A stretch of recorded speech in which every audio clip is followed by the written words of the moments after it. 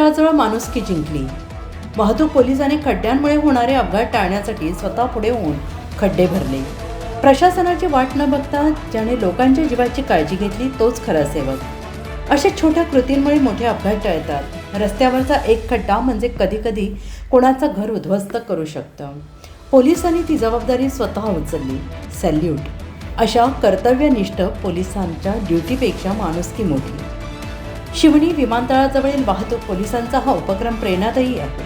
खड्डे भरले, जीव वाचवले, असेच अधिकारी प्रत्येक शहराला हवेत. अकोला रिपोर्टर गणेश वाडेकर.